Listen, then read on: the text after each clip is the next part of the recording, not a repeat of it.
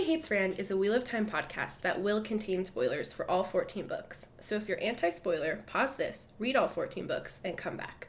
We'll be here, waiting. Our title is a joke and is meant to be taken as such. In the context of this podcast, everybody refers to us and our cat. You are free to feel however you want about Rand, who is a fictional character. Don't DM us. The world is a mess, Dark One stretching out his hand. The dragon's reborn, the fire's been fanned, but everybody hates Rand. Everybody hates Rand. Everybody hates Rand. Hey, fuck. I told you we're never prepared for this.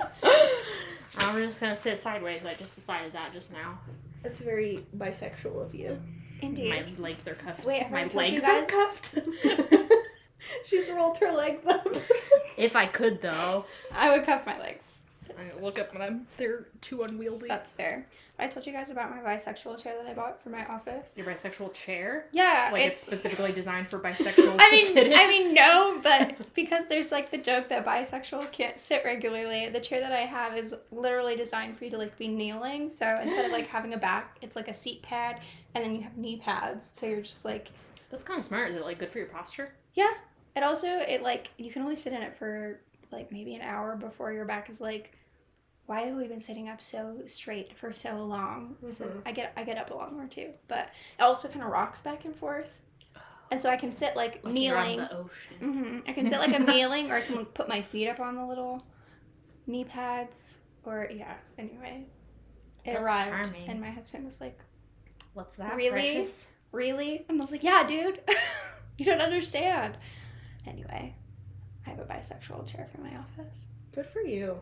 Yeah. As we all should. We all should. Hey, this is Everybody Hates Rand. It's your friendly wheelie time podcast. Friendly neighborhood wheelie time podcast. I mess it up every single time. It's a tradition. I'm Emily Jushaw. I'm Sally Goodger. And I'm Cambria Hobbs. You still go by Hobbs? I'm Cambria Valente.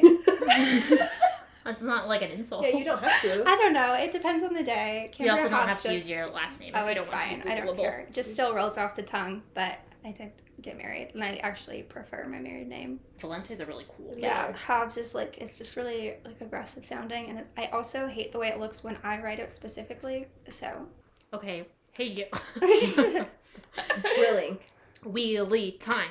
Wheelie time. Okay, Cambria is joining us to actually do our normal chapter summation rather than any sort of That's okay. specialized knowledge that you can offer. It's just she happens to be in town, and we invited her to join us on the podcast because, as we discussed in our last episode, I don't know if you heard this, you're Wheel of Time daddy.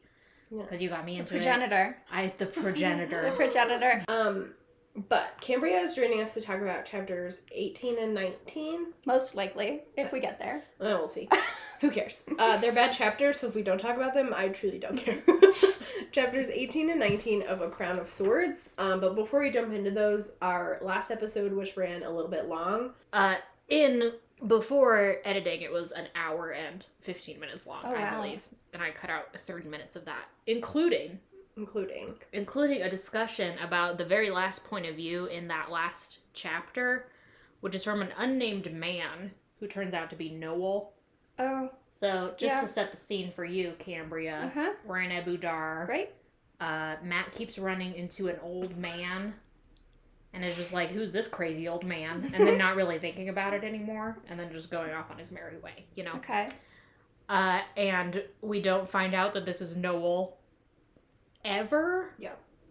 Because there is never any connective tissue between this old man that Matt runs into a couple of times and him actually meeting Noel in book 9. You know, when Noel saves him from the Golem.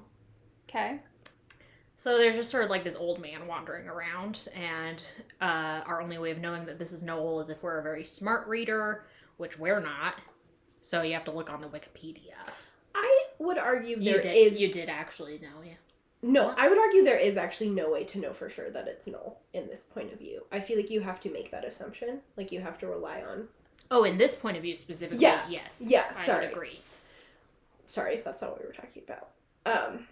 Yeah, I feel like in this point of view, there's absolutely no way, especially because we haven't been introduced to Noel, right? And this man isn't named. But yeah, there's no way, unless you look at the Wikipedia, the wiki, excuse me. Is it made clear after that? Or is that just another conclusion you have to draw with his weird web of characters?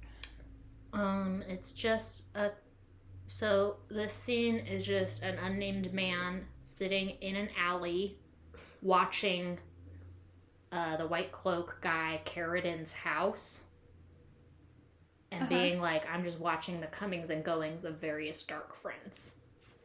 And we can assume that this unnamed guy is the same guy, the same old man who Matt spoke to when Matt himself was earlier in that alley, being like, who the fuck is this guy? Okay. But then Matt never sees him again until he runs into Noel in book 9. And as far as I recall, and you just would have just read this, Matt doesn't say, oh, I recognize this guy. Oh, yes, I apologize if that's what you were asking like 2 minutes ago. Yeah, Matt does not, to my recollection, I only read it a couple weeks ago, be like, I remember this weird old man. He's just like, wow, a weird old man. So there's just this weird old man, and then there's Noel in book 9. And the only way of connecting those two is, I guess, to make a huge leap of a huge assumption. Yeah. Or to look on the Wikipedia, which is what I did. Yeah. Right. Okay. Cool. So this particular little point of view is just Noel being like, "Hey, sir, I'm Noel, and I'm on a stakeout, a one-man stakeout. Don't even have donuts." And he tells us that he does not remember shit. Yeah. He's just like, "Well, I wish I knew what I was doing in Abu Dar. What? And I wish I knew why I was here. I wish I didn't have all these blank spots in my memory." And we are like, wow, that's a fascinating parallel to Matt. Matt from Cthon, who also has holes in his memory. If only these two characters would meet. Oh, wait, they do. And if only they would speak about this. They don't, though. Yeah. Because it never comes up. So here's what we learned from the Wikipedia, which told us all about this information, which comes to us from the Wheel of Time companion.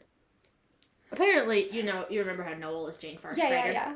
Okay, that was a fun twist. Yeah, that's a fun twist, right? I agree. No, totally, in that vacuum, Noel is Jane Farr Strider, cool, fun twist. Okay, but it goes deeper. No, what? Welcome to my Pepe Sylvia board. Okay, so Jane Farr Strider was involved in the big to-do in Malkier, when Lan's parents got dethroned and whatnot. Sure. Apparently because he was under the control of Ishmael.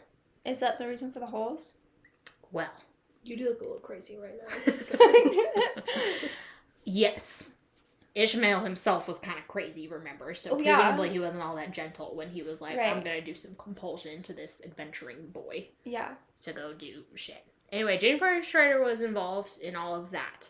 Then he just sort of ended up in the Blight for a long time. But then he wandered out of the Blight, fresh from Ishmael's influence, wandered into an Ogier steading, and was like, oh my god, the Eye of the World is being threatened, blah, blah, blah, blah, blah. And then that little story got back around to our main characters in the Eye of the World. Okay. You probably don't remember that, but throughout the entirety of Eye of the World, they keep getting told these crazy stories about people showing up and being like, the Eye of the World's in danger, which is Robert Jordan's only connective tissue between leaving the two rivers and going to the Eye of the World. Right. Anyway, so Jane Farr Strider did that. Then apparently he recovered, went on his merry way, and then Grendel found him. Oh no. And was like, I want you to go to Abu Dar and probably look for the same. I actually don't know what she sent him to Abu Dar to do. The Wikipedia wasn't specific. Surprised she didn't keep him as a sex slave, because that's like her thing. Is he hot enough? I don't know. Is he?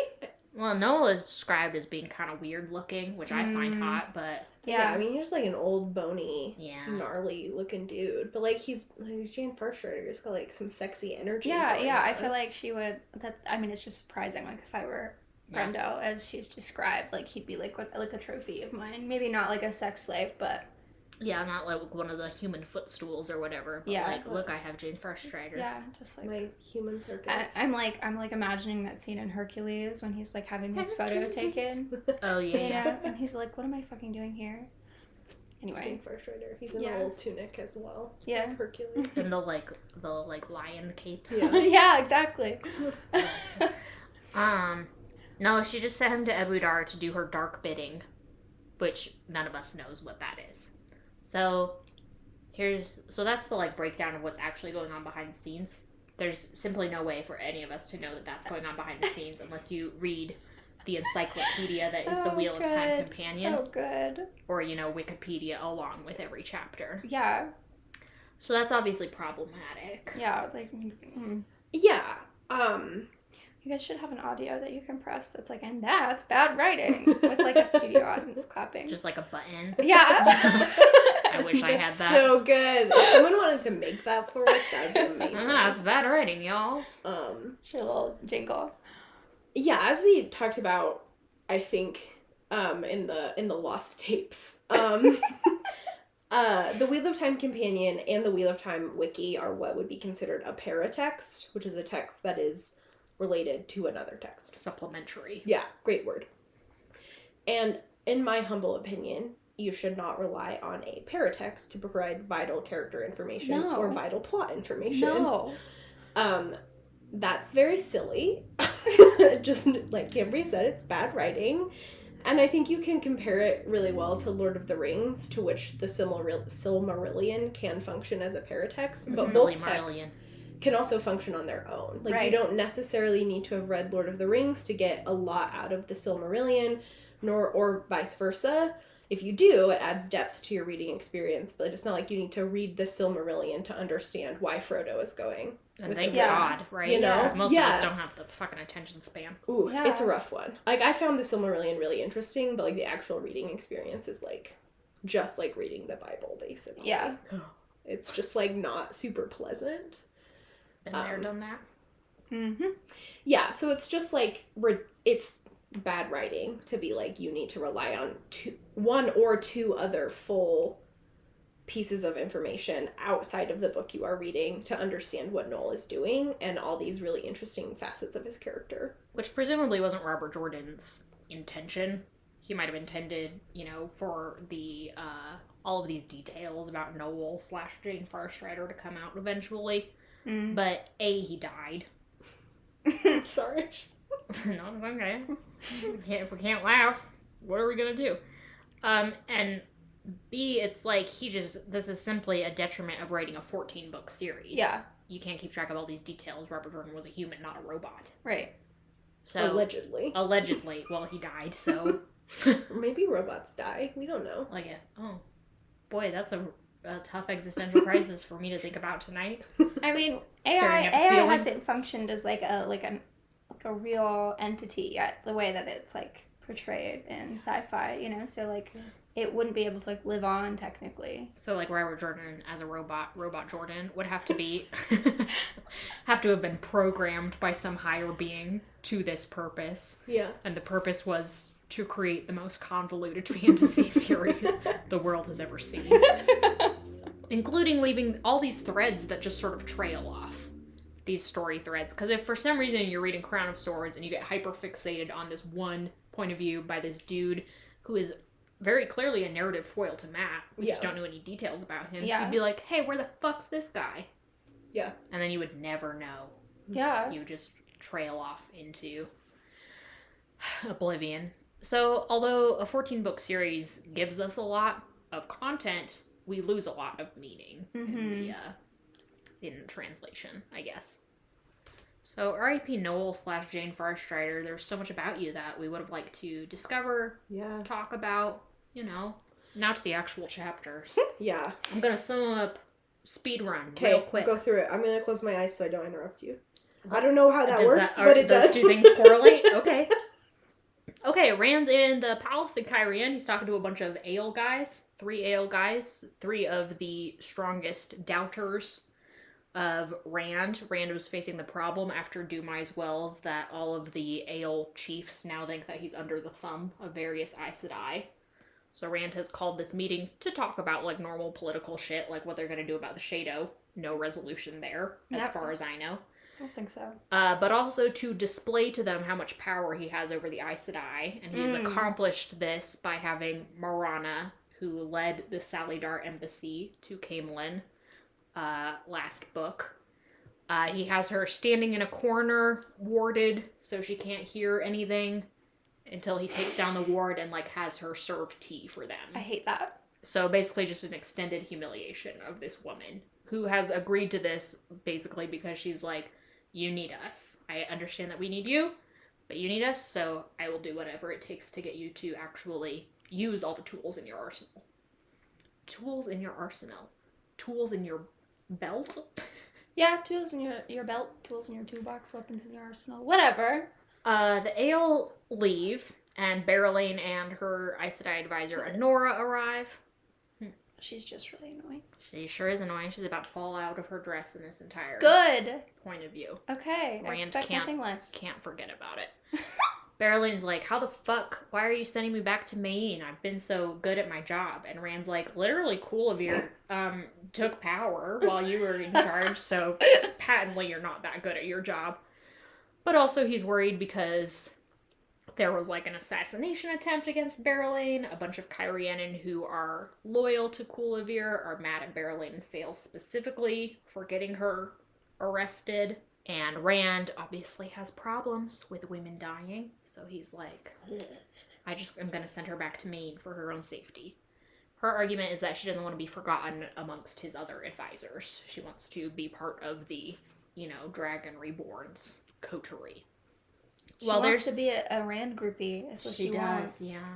You're right. You're so right. Gross. She also wants to sleep with Perrin and probably assumes that the best way to do that is to stick with Rand. Sigh. They are still arguing when suddenly Kadsuan enters. Anora's like, you're fucking alive? And Marana's like, oh my god, don't hurt him. So everyone freaks the hell out. There's, like, this Mexican standoff. Yeah.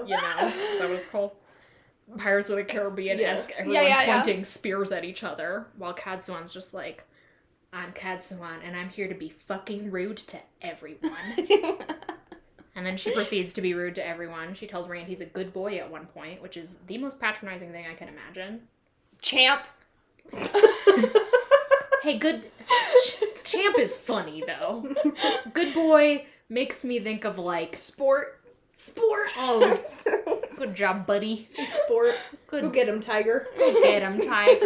See, that would have worked. I would have been like, Team Katsuan. Yeah. Sort of, I don't think the word champ had been invented, like, champion, obviously, but champ, they hadn't thought to shorten it yet. They hadn't thought of that. Katsuan invents the word champ. Yeah.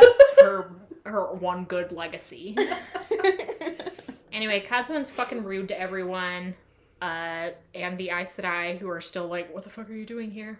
She patronizes Rand and then asks him if he has started to hear voices in his head yet. He's like, hello? And she's like, yeah, that's definitely a symptom of men going insane. Like, obviously. Yeah, that's a symptom of anyone going. I know, I don't know why Rand was like, this is just a normal thing happening. Do you hear voices in your head? I hate to tell you, but it is a symptom of insanity. He's like, oh my god. He didn't have the, health class. He couldn't. The 8th grade health class run down. Symptoms. I'm text Cha-Cha in my head. Text Cha-Cha! Throwback! Oh, man. Fucking. I'm crying. That really is, like, I truly I know, when did Cha-Cha go out of vogue? I don't know. You said something about health class, and the last time I remember it was, like, 9th grade. Health class. Holy shit. Okay. So Rand couldn't text Cha-Cha about the voices in his head. So he's, like, stunned. This is a huge revelation to him. He's like, get out, everyone. Everyone gets out. Kadsuan, along with Anora, Berelain's advisor, and Marana, go to one of the rooms that the various Aes Sedai are staying in, and is like, what the fuck is happening? Questions Marana and Anora without giving any answers in return. We're introduced to two members of Kadsuan's coterie, Dagian, I don't know if that's how you pronounce her name, who is well known for being the woman who spent the most time in recent history as a novice and as an accepted. Apparently she just barely got Aes Sedai because she's that low in the power. And that's her only real trait. Then there's a woman named Coriel. Sure. I don't know. Who's just kind of like a smiley bitch. I don't know. She's just like, ha ha ha, it's so funny that all the wise ones are super mean to the Aes Sedai and vice versa. Da, da, da, da. And I'm like, it's not actually. We've been over this. This is just Cadsuan asking questions. We find out details about Cadsuan's past, that she's super fucking old. She's a legend. She's always turned down political positions in the tower. She didn't want to be a sitter. She didn't want to be the head of the Green Aja. She didn't want to be the Amerlin seat. When they tried to make her the Amerlin seat, she just fucking pieced out. Fuck yeah. Those traits alone are like, cool. You're like, oh, sweet, this lady's awesome. Except she's super not. She's the rudest hoe imaginable. Yeah. She has also spent a great deal of her life hunting down men who can channel, apparently just for the thrill of it. She had a hand in capturing Logain. She also had a hand in capturing Mazrim Tem. So, great. Cadsuan is literally just playing the most dangerous game. Yeah. She just is like, I love hunting men. And they're like, what do you have to do with Rand? And he's like, why were you so mean to Rand? And she's like, I just wanted to see what he was made out of. Flesh, actually. No, it's actually stone, remember? Oh, that's right. Iron. Or whatever. Big hard as iron. Hard as diamond. Disgusting. Stupid asshole. Has he started that, like, metamorphosis yet? Where he's I think like, he starts talking about how he's going to be hard as stone. I feel like Cadsuan, I feel like jokes, she like, initiates that within him. Like, you have to be strong. I feel like, I know that it's, like, Lan from day one that kind of, sets him up for that. Toxic masculinity. But, like, I feel like his, like, interactions with Cadsuan, like, really reinforce that. But, again, I have not read these books in 10 years. So. Cadsuan does nothing good for Rand. I think we can just say that flat out. But yes. We'll come back to that. Summation continuing. We leave Cadsuan and the others, go back to Min's point of view. Min is running through the halls to see Rand. She comes into the room, finds all the mirrors broken. He fucking threw the Shanshan spear thing through a chair. He's clearly in a great headspace. Yeah. He's like, oh my god, I just found out that Herod Fell, that researcher guy who's at my school, who was looking into various philosophical questions for me, is dead. He's been literally torn to pieces. Here's a graphic description of his death. Min is like, oh my god, and here's a graphic description of Kulavir, who I just went into her rooms and she had hanged herself. And then she's like, kiss me, Rand. I was gonna say, is that their version of foreplay? Yeah, then she's like, kiss me, Rand, I need to feel alive. And he's like, okay, kisses her awkwardly, and then it turns into a sex thing, and Min's like, no, don't stop. And like, apparently he is fighting her at one point, but she keeps going until he stops. So that's not great. And eventually it progresses to them tearing each other's clothes. And then they presumably have sex on the floor in a room that's full of broken glass. So that's what works for a them. safety issue, among other things. Has Min taken contraceptives? Who knows? Those ever even mentioned in the Wheel of Time? Yeah, Elaine talks about taking a tea. Actually, Elaine talks about deliberately not taking a tea. Of course, it's a tea. So she can get pregnant with Rand's kids. I see. After one time? Yes. Just feel like I know that happens. That Jesus dick. I don't know what... That Jesus dick. Fantasy Jesus. All it takes is once.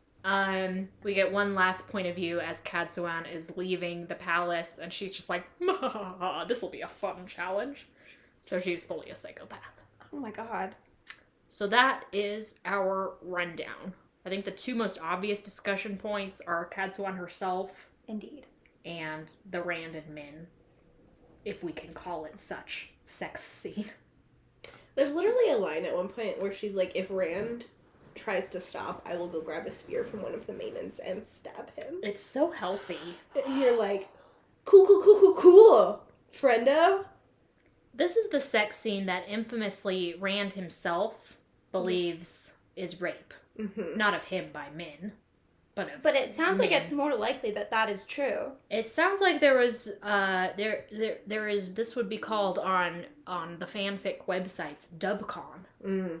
Dubious consent. Did Rand really consent to this? It didn't start out as a yes. Yeah. Go ahead, Cambria. No, I just unload. It's bad. It sounds bad. It's just bad. The context of this sex scene is awful. They have just heard that 2 people are dead in actually really gruesome ways. You know? Like, it's not just like, wow, our friend the old man died in his sleep peacefully. Yeah. Like, okay, yeah, that's a part of life and death. Mm-hmm. Death is a part of life. We can move on from that and have sex if that's what we want, you know? But, like, this person got ripped limb from limb. Literally. And it's like, are you horny, though? I mean, it sounds like he wasn't, is the thing. Rand was not into it until Min suddenly was into it. I'm feeling like a shred of sympathy for Rand in this moment, like, exclusively. I think we can feel a lot of sympathy for Rand. Min has never clearly communicated to him that sex is something she genuinely wants. Mm-hmm. And you can say as much as you want, oh, she's quite obvious about it. But being obvious in your flirtations is not a substitute for clearly stating your desires. Yeah. So it's not fair for Min to come on to Rand without any sort of discussion of what that might entail. Yeah, especially during such a traumatic, like, after such a traumatic chain of events. I feel like that's really, I mean, yeah. I don't know where I'm going with that thought, but I hate it. Yeah. I feel like, first of all, this is a weird thing to say, but, like, being quote-unquote obvious in your flirtations is so subjective. Yeah. Because, like, what I think would be, like, oh, I'm obviously flirting with this person. They could be like, she hates me. You know? Like, people perceive things very differently. Yeah. Which is obviously the case with Rand and Min. Like, there's obviously a disconnect in how they perceive one another when you get each of their points of view. And also, as someone who just recently lost someone very close to me in a very sudden and traumatic way, if someone had tried to initiate sex with me after I found out that news, I truly would have murdered them. Like, that was... Yeah. To me, it is, like, so... the trope that people, like, are, like, let's have sex after we find out something gruesome. Like, this seems to happen really It happens frequently. a lot in fan fiction, especially. Yeah. I hate it. It's a romance trope. Yeah, absolutely. Like, not saying everyone has to respond to things the way I did, but just, like, the way my nervous system was immediately after finding out that news, I was so keyed up. I was so, like, not... I could barely decide, like, if I wanted to eat or anything like that. So, for men being like, let's fuck, is just, like, so... Like, such, like... I don't know exactly what I'm trying to get at either. But it's just, like, so nasty. Well, just the concept that any sort of traumatic event is appropriate initiation. Yeah. Right. For sexual content. Yeah, yes. Like, for any sort of, like, sex is, I think, it's so easy to call things toxic, but I do think this enables a sort of culture of, miscommunication between people in their actual, like, sex lives. Yeah, and I will say that this definitely sets a really toxic, like, foundation for the rest of their relationship. Much like Rand and Avienda. Oh my gosh, yes. And I feel like that is a lot of the reason why maybe Min thought she was being obvious, but really the only woman outside of Elaine maybe that has, like, ever really flirted with him was Avienda, but then, like, there's that cultural difference, which you guys have talked about a lot, how she, like, is so set in being AO that, like, she can't understand anyone else, and she's like, everyone is so other. So, like, his really only intimate, like, romantic interactions with other women have been his childhood friend and then Avienda, where that's, like, it was all really confusing. And then and Lanfear. And Lanfear, who's like, I worship your dick. That's it. Berelain one time basically came to him naked and was like, I would like to have sex with you. And I mean, it doesn't get more obvious than that. Yeah, and like, honestly, props to Berelain. Like, be a hoe. She's annoying, but like, be a hoe. Don't go into people's rooms naked. Yeah, like, that's not very cool, but at least she was like, hey, I would like to have sex if you're interested. At least there was clear communication. Yeah, I was gonna say. Like what you see? Oh. No? Oh, you're also covered in blood? Oh, maybe I should come back another time. A worm? Is this actually not a good time? Rain check? Do you need me to come back and, okay. Let me know if you need a reminder. This is available. Anyway. Berelain should wear a sign saying this is available. I mean, she basically... she basically does. The way that Robert Titties Jordan... out. I mean, titties out should not be an invitation, but, like... But the way that that treats it, yeah, and like even in her own points of view, I feel like she's always like, my tits were out. Why don't they want me? Like, so I mean, like, Berelain, it's your personality, actually. Yeah, sorry, you're insufferable. Great tits, horrible attitude. It'd be like that sometimes. Like a Yelp rating. No, but truly going through Rand's sexual encounters with women.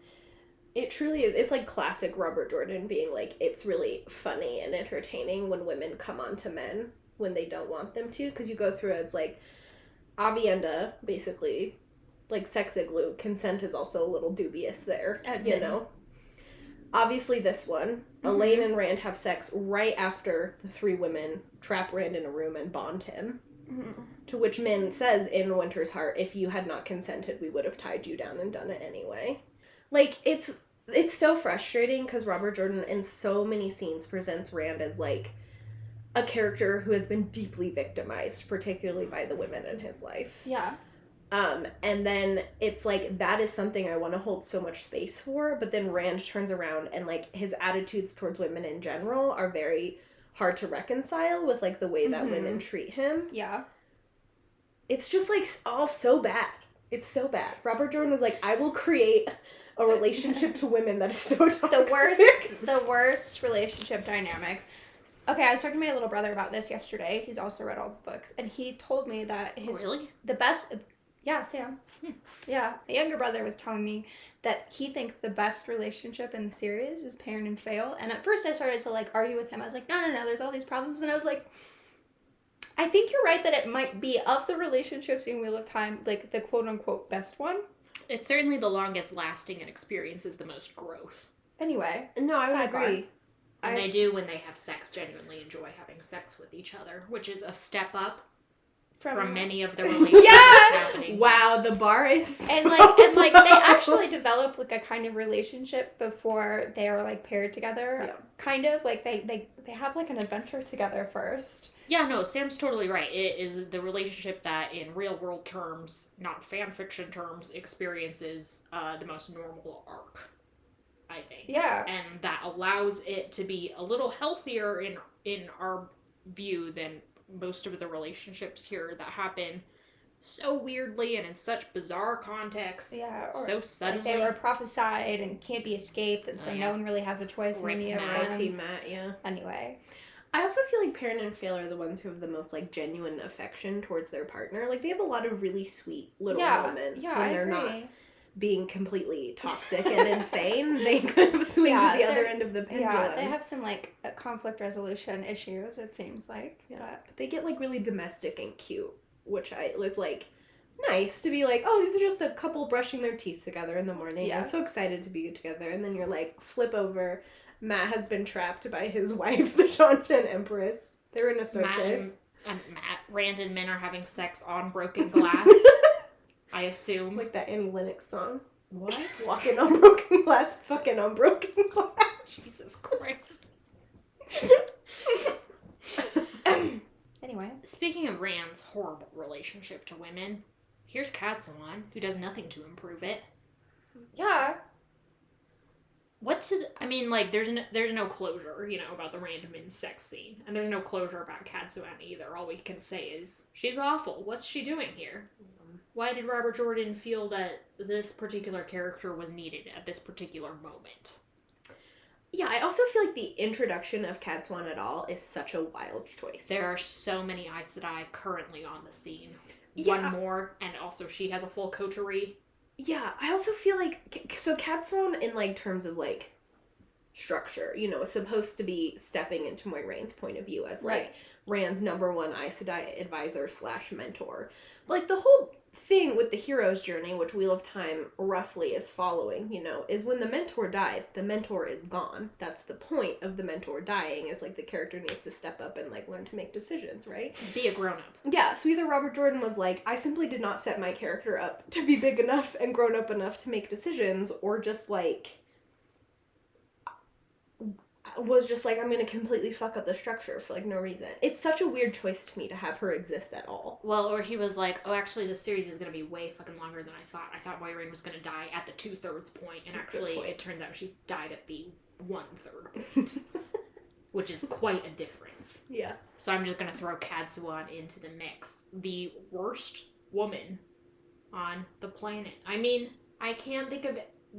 Katsuan's only redeeming quality is that she didn't want to be the Airwoman. She just, like, fucked off for in my opinion, it's her hair. Oh, yeah. Oh, she does. Those hair are ornaments. so sexy. She has a great aesthetic. Yeah. She's constantly knitting, doing shit like that. What I think would be even funnier is if she had never been in any positions of power because she's so insufferable. Everyone was like, we hate this bitch. So... And, like, we can't get rid of her. God. That would have been... You're so right, bestie. Like, I feel like that... Can you imagine if Ted been... Cruz walked up? Yeah. She's the female Ted Cruz. Everyone fucking hates her. Yeah. Yeah, dude. And her hair... She is the Zodiac killer. And then that would make her hair accessories, like, the worst character trait. Just like Ted Cruz's weird new hairdo and beard. Yeah. Oh, like, we can't fucking get rid of him, and now he looks like he pretends that he surfs. Like that, he's so weird. The beard is truly, like, not to, like, sidestep into Ted Cruz discourse, but the beard is so bad. It's like, so bad. Who on his, like, PR team or whatever, like, his handlers were like, good choice, Ted. Like, even his wife. Yeah. Like, now, Ted, they're calling you the Zodiac Killer, among other things. They're saying you abandoned your people to the cold. What do you have to say to that? Well, I'll grow a beard and look a little bit like, I don't know, a guy from Game of Thrones who's prepared for the cold. Yeah. They can't get me then. Surely. oh gosh. Okay, another point about Katsuan, to, like, actually reference the notes that I took last night. It is interesting to me that she is introduced right after Jane Farstrider is technically introduced to the story, because there are ways in which they kind of parallel one another. You have these, like, very old adventuring figures, like, objectively the fact that Katsuan is an Aes Sedai who's, like, been of the world a little bit more. And is also as old as she is. Yeah, and is as old as she is and is, like, just seen as much of history and what's going on. Could be a really interesting thing about her, because I feel like we get very few Aes Sedai. Moiraine has kind of been our exception up to this point, who actually, like, besides going on Aes Sedai assignments, they don't really, like, go see what's going on. It's like, that could, all this could add up to a really interesting figure. Oh, I think But we also don't know that it's Jane Farstrider at the time. Yeah, so it's like, it doesn't, again... The impact isn't there, because Robert Jordan wouldn't tell us. I can think of a dozen ways to make Katsuan a more interesting character. Yeah. If she was a dark friend, if she was Semiraj in disguise, if that she would was have been sick. It would have been sick, right? Yeah. If she was, I don't know, like you said, a hated figure among the Aes Sedai, this weird outcast. Who was like, I'm gonna go advise the Dragon Reborn, da-da-da-da-da. Mm-hmm. Or, like, if she had a reason for why she hated men so much. Also, like, I know that, like, there are just people who hate men and hate women, but, like, just as, like how aggressively as she hates men. Yeah. It's like, I would like to know why. Even if it's, like, it doesn't have to be, like, a huge plot point, but maybe, one of her coterie was like, oh yeah, the reason she's a bitch to you is because, like, XYZ happened in her past. And it's like, okay, sure, I'll take that crumb. Oh, if there was any reasoning for Katsuan to be a bitch, then that would be more than we're given. Yeah. Because right now what we are presented with is Katsuan is a calculated bitch. Yeah. Which is nothing. She's a bitch who thinks. She's a woman who is like, the best way to achieve my ends is to be as big of an asshole as possible. And it's like, Katsuan, I don't know if you read Niccolo Machiavelli or some shit, but everyone knows that's not how it works. I was gonna say, she's never read How to Win Friends and Influence People. Yeah, but Katsuan's not, like, saying anything that people want to hear. She doesn't have an agenda besides, I'm going to direct Rand. And it's like, direct him where? What? Yeah, what does this even mean? What is the end goal here? I can't think of a single instance in this series where Rand is like, I'm gonna listen to Katsuan. He goes out of his way to not do that. Yeah. The few times he goes to Katsuan for advice, she's like, here's my advice, and he's like, well, fuck that. It's shitty advice. And, like, moves on with his life. Yeah. And it's like, if Robert Jordan's introduction is what he eventually goes with, that Katsuan is here in order to guide Rand back to emotional stability, which is what Katsuan most frequently claims in the later series is her sole purpose. Katsuan, emotional abuse ain't how it's done. I would like Rand to feel like it is safe to emote, so I'm going to scream at him. Yeah. And belittle him. Constantly. About everything that he does. And tell him he's a jerk, no one likes him. Yeah. All the fucking time. And when I do say something positive, it's backhanded and condescending. Yeah. Like, good boy. Great job, champ. So, truly, she is one of the worst characters I've ever had to read about. I hate her so much. I know, every time she's in a scene, I'm like, ugh. Here we go. It's like Robert Jordan was like, how can I make Rand's points of view even worse? And he was like, Katsuan, that's how I'll do it. And I'm like, yeah, you had this redeeming moment of introducing the Ashaman, Rand's little Ashaman groupies. Yeah. You know, Narishma, love that guy. He's a cutie. Dashiva, evil but super entertaining. Damer Flynn, love that guy. Love that old dude, you know? And Robert Jordan was like, I just need to negate all that positive energy I've thrown into this atmosphere by introducing Katsuan, the most toxic person alive. Mm-hmm. Robert Jordan said, I need to remind everyone that I too hate Randall Thor. Yeah, I will make him suffer. I don't have anything further to say about Katsuan because we're going to just be like, I hate her every time she's on screen for the next 7 books. Jesus Christ. You know, she's the halfway point. We're halfway. She literally is it. She's like present for almost every like major plot point. I feel like it's a real burden. She's nasty. Like the one good thing Katsuan has done up to my read in Winter's Heart at least has been like, it was gross the way Alana bonded Rand. It's the only positive thing she says. I mean, even though in this scene, what we hear from Marana is that they tell her about Alana bonding Rand, and Katsuan's like, ugh. But Marana's like, except Katsuan herself was saying how she wants a new warder. So the implication is Katsuan's like, dang it, I wanted to bond him. Ew. Gross. She is a nasty woman. I know that language has also been nasty co-opted woman. by Trump. Yeah. But she Lean in, ladies. She is nasty. Wash your face, girl. Well, ugh. Does anyone have anything else to say about these cursed chapters? No. Kimber, you want to rapid fire any Wheel of Time opinions for the people? Just have anything you want to say. Rapid fire Wheel of Time opinions. I've been thinking about the show most recently, and one, I have my expectations are on the ground, which means I'll probably still enjoy it. Mm-hmm. And I think that it's hilarious that they are making it a girl boss show, because it's not actually feminist, as we know, which is the same relationship that like the general like consumers of Wheel of Time have with the books. Like they're like, oh, this feminist text, and it's like not. So I think that that's really funny and ironic. And then I also am actually very glad that it's not Rand centric, only because I really, really love his monologue at the end of the series when he's like, it was never about me. I've always loved that. So those are my opinions about the show. It shouldn't have taken Perrin 4 books to save Fail. There's that. A hot take. A scorching hot take. 4 books. I feel, yeah. That's it. That's all I've got right now. Those are good ones. Yeah. Those are powerful. I love parent slander on my podcast. It's my favorite thing. He's so boring. Truly. He's so boring. What is he doing for 4 books? Well, his wife is in a slave camp. He's doing politics in the wilderness. Boring. I feel tired. It's time for some Shake Shack. It's time for Shake Shack to purge ourselves. And Zelda Wind Waker. Fun. I forgot about that. We gotta take Bingus on his journey. Bingus. Who's Bingus? Bingus is Link. You get to name your little avatar in Wind Waker, and we named him Bingus, all caps. Hey, thanks everyone for listening. Thanks to Glenna McKenzie for our theme song. Thanks to our patrons on Patreon and our followers on social media. Absolutely. Check out our... And thanks for letting me be here. You're welcome. Thanks for being here. Yeah. We're delighted to have you. Check out our online bookshop.org.